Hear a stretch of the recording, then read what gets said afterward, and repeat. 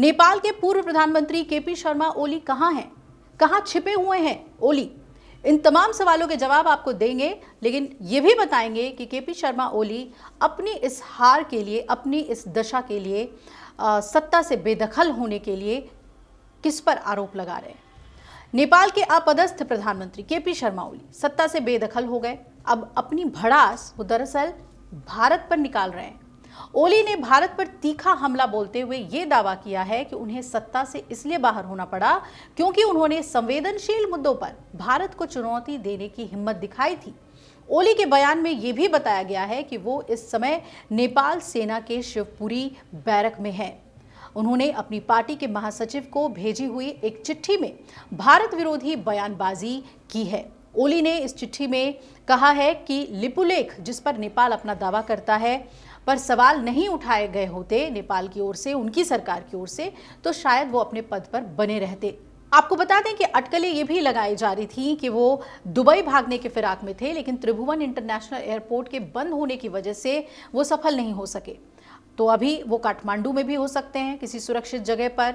नेपाल के जो सेना है उसके देखरेख में, उनकी सुरक्षा में वो कहीं पर छिपे हुए हैं। खैर, ये तो मीडिया रिपोर्ट्स की बात हुई, लेकिन आखिर ओली भारत पर आरोप क्यों लगा रहे हैं? नेपाल में तख्ता पलट के बाद 10 सितंबर 2025 को पूर्व प्रधानमंत्री केपी ओली की प्रतिक्रिया जो सामने आई है वो चौंकाने वाली है। ओली ने शिवपुरी से ही जेंजी विरोध प्रदर्शन में शामिल युवाओं के लिए एक लिखित संदेश भेजा है और विरोध प्रदर्शनों के दौरान पुलिस की गोलीबारी में अपनी जान गंवाने वाले युवाओं को श्रद्धांजलि दी है। ओली ने लिखा है, सरकारी कार्यालयों में आगजनी और तोड़फोड़ अचानक नहीं हुई, आपके मासूम चेहरों का इस्तेमाल किया गया, गुमराह करने के लिए आपको ये सब कुछ किया गया है। काठमांडू पोस्ट की रिपोर्ट के मुताबिक केपी ओली ने एक बार फिर लिपुलेख, कालापानी और लिम्पियाधुरा पर नेपाल के दावे सहित राष्ट्रीय मुद्दों पर अपने रुख को दोहराया। उन्होंने कहा कि लोकतंत्र जो नागरिकों को बोलने, आने जाने और सवाल करने का अधिकार देता है, उसकी रक्षा करना उनके जीवन का उद्देश्य रहा है। केपी ओली ने 1994 में गृह मंत्री के रूप में अपने कार्यकाल को याद करते हुए कहा कि उनके समय में एक भी गोली नहीं चली थी और ये भी दोहराया कि वो हमेशा से शांति के पक्षधर रहे हैं। ओली ने यह भी आरोप लगाया कि अयोध्या और भगवान राम पर उनके रुख की उन्हें राजनीतिक कीमत चुकानी पड़ गई है। आपको याद दिलाएं कि उन्होंने कहा था कि मैंने अयोध्या में राम के जन्म का विरोध करने के कारण सत्ता खो दी। वहीं जुलाई 2020 में नेपाल के तत्कालीन प्रधानमंत्री केपी शर्मा ओली ने यह दावा किया था कि भगवान राम भारतीय नहीं है बल्कि वो नेपाली थे। तब ओली ने कहा था, भगवान राम का राज्य अयोध्या नेपाल में बीरगंज के पश्चिम में स्थित है और भारत ने एक विवादित अयोध्या का निर्माण किया है। लिपुलेख दर्रा विवाद भारत और नेपाल के बीच सबसे विवादास्पद सीमा विवादों में से एक है और ये काला पानी क्षेत्र के इर्द गिर्द घूमता है, जहां दोनों देश काली नदी के उद्गम को लेकर असहमत हैं, जिसे 1816 के सुगौली संधि के तहत सीमा के रूप में परिभाषित किया गया था। नेपाल का यह कहना है कि ये नदी लिपुलेख के उत्तर पश्चिम में लिम्पियाधुरा से निकलती है, जिससे काला पानी और लिपुलेख उसके क्षेत्र में आ जाते हैं। हालांकि भारत का यह कहना है कि नदी काला पानी गांव के पास से शुरू होती है, जिससे यह क्षेत्र उत्तराखंड का हिस्सा बन जाता है। हालांकि केपी ओली ने जेंजी प्रदर्शनों के पीछे मौजूद शक्तियों पर आरोप तो लगा दिया, वो युवा प्रदर्शनकारियों का इस्तेमाल तोड़फोड़ के लिए कर रहे हैं, तो सीधे तौर पे भारत की ओर ही उन्होंने इशारा किया। नेपाल में इस जारी विरोध प्रदर्शन के बीच सुभाष नाम के एक युवा प्रदर्शनकारी ने तो ANI को इंटरव्यू में यहां तक कह दिया कि जेंजी चाहते थे कि वो केपी ओली को पीटें।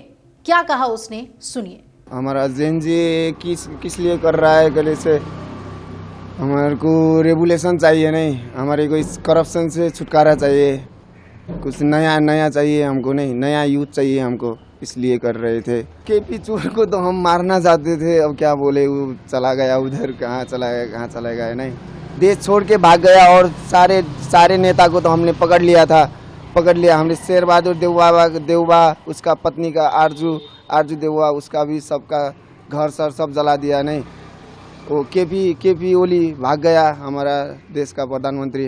अब हमारा डिमांड यही है कि अच्छा नेता चाहिए हमको, नहीं अब हमको कन्वर्सेशन करना है, नहीं राष्ट्रपति भवन से भी, राष्ट्रपति से भी वो आया है, नहीं क्या कहते गुजारिश है, बात कर लो, टॉक टू टॉक कर लो, नहीं, वो आया है, अब आज पता चलेगा अब क्या होगा क्या नहीं होगा। नहीं, आज सब कुछ बात चलेगा, आज पता चलेगा। हाँ, वो तो है, आर्मी रूल तो हो गया है। नहीं, अभी अब ये प्रोटेस्ट अब नहीं चलेगा शायद, ऐसा वायलेंस तो नहीं चलेगा अब।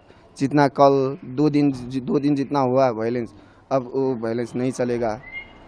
पर हम क्या चाहते हैं, देश में नया रूल्स आए, नया रेगुलेशन आए, यूथ अपने ही देश में कुछ कर पाए ना, इसलिए ये जेनजी का ये प्रोटेक्शन ये वो हुआ था। तो सुना आपने कि युवा साफ कह रहा है कि हम बदलाव चाहते हैं, इसलिए हम प्रदर्शन कर रहे हैं। हम उन्हें यानी कि केपी शर्मा ओली को पीटना चाहते थे, लेकिन वो कहीं चले गए, वो देश छोड़कर भाग गए हैं। हमने सभी राजनेताओं को पकड़ लिया, हमने शेर बहादुर देवबा और उनकी पत्नी आरजू देवबा का घर जला दिया। सुभाष ने आगे ये भी कहा कि हम एक अच्छे नेता की मांग करते हैं, हम राष्ट्रपति से बातचीत करना चाहते हैं, हमें आज पता चल जाएगा कि क्या होने वाला है। पिछले 2 दिनों से हमने जो हिंसक विरोध प्रदर्शन देखा है वो अब नहीं होगा, लेकिन हम देश में एक नया नियम और कानून चाहते हैं। कुल मिलाकर जो नेपाल की स्थिति है उसमें साफ तौर पे दिख रहा है कि किस तरीके से युवाओं का आक्रोश ओली पर निकला, लेकिन ओली अपनी पूरी भड़ास, अपनी कमियों को दूर करने के लिए या छुपाने के लिए सीधे सीधे भारत पर आरोप लगा रहे हैं। अगर आप ये वीडियो YouTube पर देख रहे हैं तो हमारे चैनल को सब्सक्राइब कर बेल आइकन दबाएं और Facebook पर देख रहे हैं तो हमारे पेज को लाइक करें।